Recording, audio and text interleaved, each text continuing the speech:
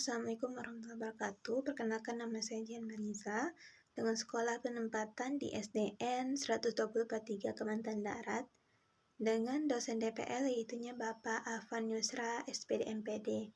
Nah, pada kali ini saya akan menjelaskan hasil dari pembekalan pada hari ke-10 tanggal 31 Juli 2023. Nah, pada sesi pertama yaitunya mengenai konsep dasar kurikulum merdeka SD dan SMP oleh narasumber yaitunya Bapak Yogi Anggraena.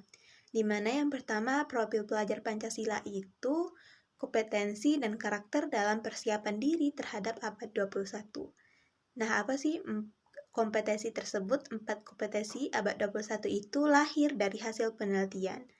Perumusan 6 dimensi profil pelajar Pancasila, ada gotong royong, bernalar kritis, kreatif, mandiri, beriman dan bertakwa kepada Tuhan Yang Maha Esa, berakhlak mulia dan berkebinekaan global.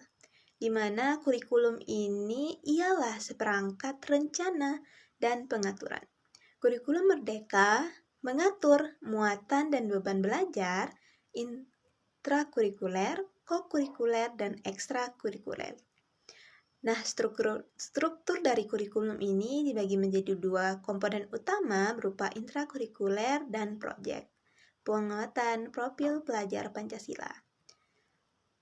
Terbagi ke dalam 6 fase dan 1 fase fondasi berupa yang pertama, fase fondasi yaitunya pada tingkat PAUD, fase A pada tingkat SD kelas 1 dan 2, fase B pada tingkat SD kelas 3 dan 4, fase C SD kelas 5 dan 6, fase D SMP kelas 7 sampai dengan 9, dan fase E SMA atau SMK kelas 10, fase F SMA atau SMK kelas 11 dan 12.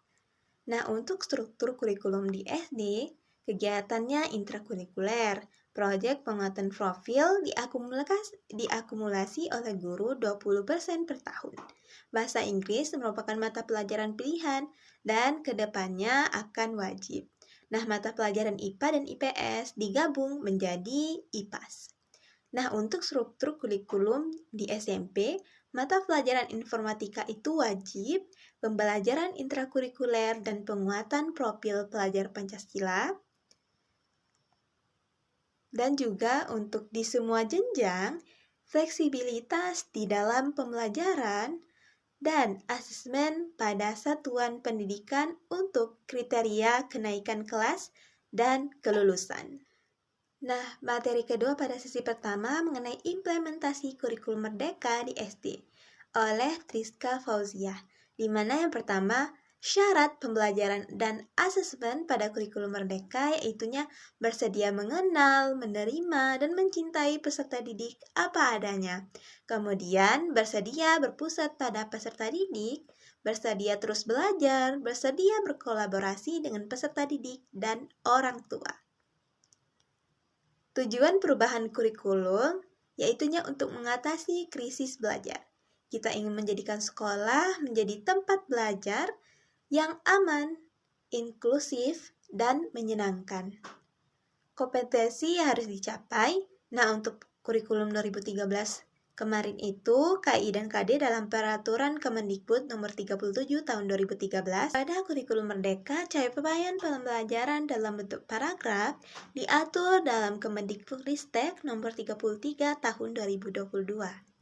Kurikulum merdeka. Nah, untuk sistem penilaiannya beragam dan tidak terfokus pada sumatif saja. Pembelajaran berdiferensiasi, perubahan, serta mata pelajaran IPA dan IPS sudah digabung ke dalam mata pelajaran IPAS. Kemudian integrasi computational thinking dalam mata pelajaran bahasa Indonesia, matematika, IPAS, dan bahasa Inggris. Adanya proyek penguatan profil pelajar Pancasila dan muatan pelajaran pendidikan Pancasila dan kewarganegaraan menjadi muatan pendidikan Pancasila.